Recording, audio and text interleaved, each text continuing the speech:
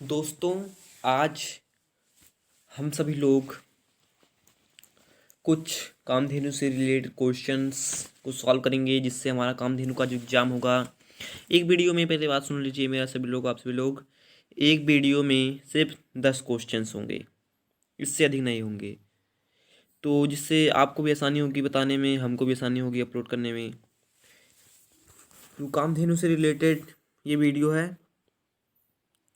तो इसमें संविधान से रिलेटेड क्वेश्चन है, संविधान के मौलिक अधिकार, ये सब इसमें क्वेश्चंस रहेंगे। पहला संविधान पार्ट हमारा ही चलेगा, क्योंकि संविधान के बारे में पूछ सकता है कामधेनु के एग्जाम में, क्योंकि ये संविधान के निर्माण से ही सब कुछ चल रहा है। संसद ने निर्माण किया है, कामधेनु आयोग का निर्माण किया संसद ने, तो यही सब चलता रहेगा। तो हम क्वेश्चन आंसर का शुरुआत करते हैं। देखिए भैया, भारत की पहला क्वेश्चन है, भारत की नागरिकता निम्न में से किस प्रकार से प्राप्त की जा सकती है? तो इसका आंसर मैं टिक करूंगा, उसके बाद जो आंसर सही रहेगा वो नीला हो जाएगा। चाहे जो मैं टिक करूं, लेकिन आंसर जो सही रहेगा वो नीला हो जाएगा। तो देखिए कौन सा इसमें सही होता है। जन्म से, देशीकरण से, ये सभी कौन सा होगा? ये सभी टिक किया, ये सभी। देखिए यहाँ पे नीचे कुछ नोट्स दे दिया है, मैंने ये अपलोड करवाया है टाइपिंग करके। भारतीय नागरिकता अधिनियम 1955 के अधीन भारतीय नागरिकता का अर्जन जन्म द्वारा, देशीकरण द्वारा, पंजीकरण द्वारा, वंश प्रमाणन द्वारा, यानी कि इनमें से सभी के द्वारा जो है भारत की नागरिकता इन सभी में से प्राप्त किया जा सकता है। दूसरा क्वेश्चन है, किस मामले में सर्वोच्च न्यायालय ने संविधान के उन प्रावधानों को निरस्त किया जो मूलभूत अधिकारों पर निर्देशक सिद्धांतों के प्रभुत्व को मंजूर करते थे? इसका आंसर क्या होगा? यह आंसर टफ है थोड़ा। सज्जन सिंह केस, इसको पहले केस पढ़ना पड़ेगा, लेकिन इसको आप सभी लोग थोड़ा याद कर लीजिएगा, इसमें आसानी होगा। सज्जन सिंह केस, गोलकनाथ केस, ये केस थे, मामले थे जो हाई कोर्ट में, सुप्रीम कोर्ट में गए थे। केशवानंद भारती, ये शायद कोई आंसर सही होगा, केशवानंद भारती नहीं, मिन वर्मा मिल्स केस। यानी कि ये जो रेड दिख रहा है, ये रेड वाला, ये जो रेड वाला दिख रहा है ये गलत है, ये हरा वाला ही सही है, हरा वाला। आप सभी लोग ध्यान दीजिएगा हरे वाले को, ठीक है। तो ये जो रहेगा, ये किस मामले में सर्वोच्च न्यायालय ने संविधान के उन प्रावधानों को निरस्त कर दिया जो मूलभूत अधिकारों को, निर्देश सिद्धांतों को, प्रभुत्व को मंजूर करते थे? तो मिनर्वा मिल्स केस में निरस्त कर दिया था 1980 में। देखिए मिनर्वा मिल्स केस कब लागू हुआ था? 1980 में। तीसरा क्वेश्चन है, मौलिक अधिकारों में संशोधन करने के लिए कौन सक्षम है? यानी कि मौलिक अधिकारों में कौन संशोधन कर सकता है? राष्ट्रपति, लोकसभा, सर्वोच्च न्यायालय, संसद। तो इसमें सही होगा संसद। तीसरा आंसर सही है, संसद। मौलिक अधिकारों में संशोधन केवल और केवल संसद कर सकती है, और कोई नहीं कर सकता। चौथा क्वेश्चन है, किसकी अनुशंसा पर भारतीय संविधान में मूल कर्तव्यों को जोड़ा गया? किसकी अनुशंसा में, यानी कि किसके कहने पर या किसके कारण ये मौलिक अधिकार जोड़ा गया था? इनमें से कौन सा आंसर होगा सही? देखिए दूसरा आंसर सही होते हुए यहाँ पर स्वर्ण सिंह रिपोर्ट पर, किस रिपोर्ट पर जोड़ा गया था? मतलब पूछ रहा है किस रिपोर्ट पर जोड़ा गया था, यानी कि किस रिपोर्ट के द्वारा ये जोड़ा गया था? स्वर्ण सिंह रिपोर्ट पर जोड़ा गया था 1976 में, 1976 में सरदार स्वर्ण सिंह समिति के द्वारा।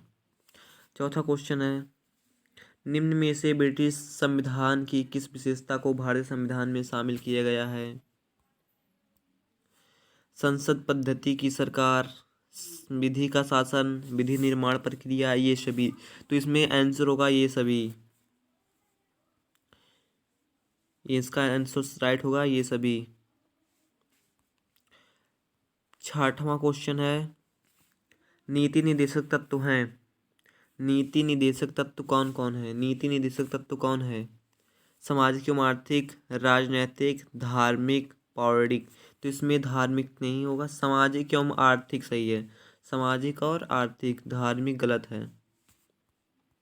सामाजिक और आर्थिक, इसमें देखिए पढ़ लीजिए एक बार। भारतीय संविधान में राज्य के नीति निर्देशक सिद्धांतों का निरूपण सामाजिक, आर्थिक और राजनीतिक लोकतंत्र की स्थापना के लिए किया गया है।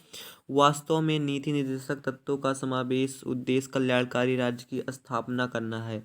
भारत के संविधान का भाग 4 राज्य के नीति निर्देशक तत्वों के विषय में है। यानी कि सामाजिक और आर्थिक, सामाजिक आर्थिक ज़्यादा इम्पोर्टेंट है। नीति निर्देशक तत्व है, सामाजिक और आर्थिक तत्व है।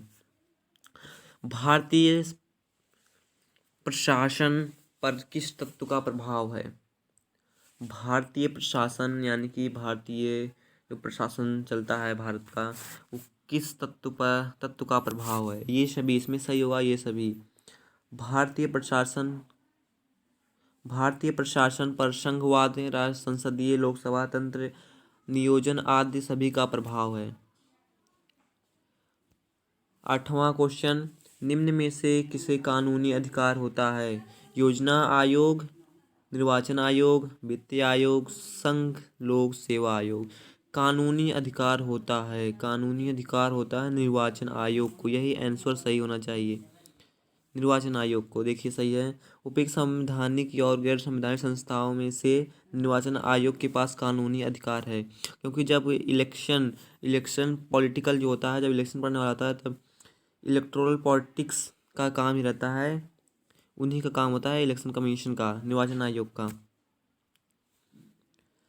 संविधान के अनुच्छेद 19 में निम्न स्वतंत्रताओं में से कौन सा विशेष रूप से उल्लेखित नहीं है? उल्लेखित नहीं है। भाषण एवं अभिव्यक्ति की आज़ादी, शांतिपूर्वक एवं बिना शास्त्र के सभा करने की, मुक्त रूप से घूमने की स्वतंत्रता, प्रेस की स्वतंत्रता।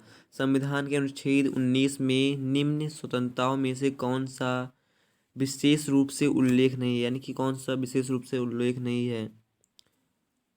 ये दूसरा वाला जो तीसरा वाला आंसर है, यही सही रहेगा लगभग से। तीसरा ही आंसर नहीं, प्रेस की स्वतंत्रता।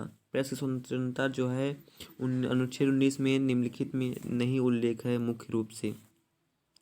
लास्ट और आखिरी क्वेश्चन है, एक श्रेष्ठ नागरिक वह जो सामाजिक एवं राजनीतिक रूप से जागरूक हो, अपने सामाजिक दायित्वों से सचेत हो, उच्च शिक्षित हो, संविधान विज्ञ हो। इसमें संविधान विज्ञ ही रहेगा। नहीं, पहला आंसर सही है, पहला आंसर सही है, पहला वाला आंसर सही है। सामाजिक एवं राजनीतिक रूप से जागरूक हो, सामाजिक एवं राजनीतिक रूप से जागरूक हो।